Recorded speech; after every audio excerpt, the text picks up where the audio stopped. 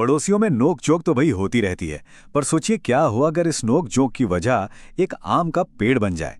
तो आज हम बात कर रहे हैं एक ऐसी जुनून की कहानी की जो दो घरों को पहले तो दुश्मन बनाती है और फिर हमेशा के लिए एक कर देती है। तो कहानी शुरू होती है गंगा देवी की जोरदार दहाड़ से। ये हैं अपनी बालकनी में लगे आमों की अकेली और बेहद सख्त पहरेदार, और साफ है कि वो अपने इन कीमती फलों को बचाने के लिए किसी भी हद तक जा सकती हैं। तो आइए मिलते हैं इस कहानी के किरदारों से और देखते हैं कि आखिर ये आम का जुनून है क्या चीज। तो देखिए, एक तरफ तो है सीता, एक नई नवेली दुल्हन जिसके लिए आम का स्वाद मानो दुनिया की सबसे बड़ी खुशी हो, और दूसरी तरफ है गंगा देवी जिनके लिए ये आम सिर्फ फल नहीं बल्कि उनके पति की आखिरी निशानी है, और वो इसकी हिफाजत अपनी जान देकर भी करने को तैयार हैं। एक दिन छत पर कपड़े सुखाते सुखाते सीता की नाक में आम की मीठी मीठी खुशबू आती है। जैसे ही नजर घुमाई तो क्या देखती है? पड़ोस की बालकनी रसीले आमों से लदी पड़ी है। बस फिर क्या था, सीता ने तुरंत अपना पुराना वाला जुगाड़ आजमाया। अपनी चुनरी में एक पत्थर बांधा और होले से कुछ आम अपनी तरफ खींच लिए। अब ये जो आम चुराने का काम था ना, वो सिर्फ सीता तक ही सीमित नहीं रहा। जल्द ही ये एक सास बहू की जोड़ी का सीक्रेट मिशन बन गया।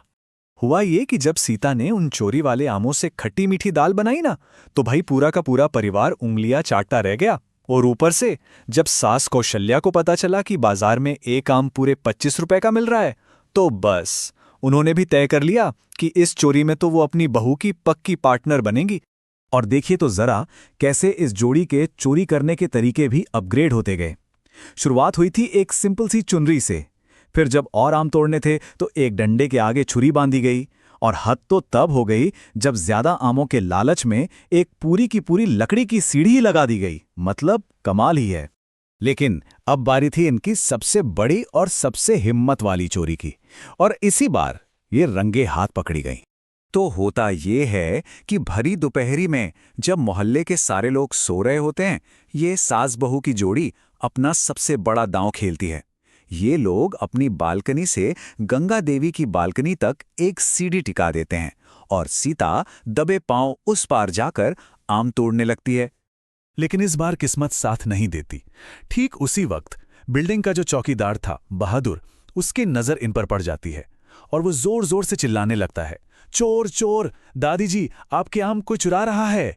अब चौकीदार की आवाज सुनते ही हड़कंप मच गया। सीता घबराहट में जल्दी से वापस भागने की कोशिश करती है, लेकिन उसका पैर सीढ़ी से फिसल जाता है और वो बेचारी बीच में ही लटक जाती है। और बस उसी पल हाथ में डंडा लिए गुस्से से लाल पीली गंगा देवी अपनी बालकनी में आ धमकती है और सीता को रंगे हाथों पकड़ लेती हैं। मगर इस हंगामे के बाद कहानी में एक ऐसा मोड़ आता है जो चोरी से नहीं बल्कि इंसानियत और एक दूसरे से जुड़ाव के बारे में है। उस दिन वाली घटना के कुछ दिनों बाद सीता और कौशल्या नोटिस करते हैं कि गंगा देवी अपनी बालकनी में पहरा देने के लिए नहीं आ रही हैं। थोड़ी चिंता हुई तो उन्होंने चौकीदार से पूछा। तब जाके पता चला कि गंगा देवी तो बीमार हैं। और बस पिछली सारी कड़वाहट को भुलाकर सीता ने इंसानियत का फर्ज निभाने की ठानी। वो अकेली और बीमार गंगा देवी की देखभाल के लिए उनके घर पहुंच गईं। वो उनके लिए दवाइयां लाईं, काढ़ा बनाया, खाना पकाया, यहां तक कि उनके पैरों की मालिश भी की। और इस तरह पूरे एक हफ्ते तक दिन रात उनकी सेवा करके उन्हें ठीक किया। और यहीं पर गंगा देवी के इतने गुस्से के पीछे का राज खुलता है। वो सीता को बताती हैं कि कैसे वो अपने पति के साथ बैठकर यहीं आम खाया करती थी, और उन्हीं की फेंकी हुई गुठलियों से ये पेड़ उगे थे। उनके पति के जाने के बाद दुनिया के बर्ताव और अकेलेपन ने उन्हें इतना चिड़चिड़ा और गुस्सैल बना दिया था। और आखिर में ये कहानी एक बहुत ही खूबसूरत सबक पे आके खत्म होती है कि असली खुशियां तो बांटने से ही बढ़ती हैं। सीता बहुत प्यार से गंगा देवी को समझाती है, मैंने सुना है कि खुशियां बांटने से बढ़ती हैं। दादाजी भी आपको इस तरह अकेले और चिड़चिड़ा देखकर यकीनन खुश नहीं होते होंगे। सीता की इन बातों का गंगा देवी पर मानो जादू सा असर होता है। उनका दिल पिघल जाता है, और अगले ही दिन वो खुद मोहल्ले के बच्चों को आवाज देकर उन्हें आम बांटती हैं। और अब उस सास बहू की जोड़ी को पड़ोस की बालकनी से आम चुराने की कोई जरूरत नहीं थी। तो आखिर में ये कहानी हमें एक सवाल के साथ छोड़ जाती है कि जिंदगी की असली मिठास आखिर है किस चीज में? एक अकेले खाए गए आम में या फिर पड़ोसियों के साथ मिलके बांटी गई खुशियों में?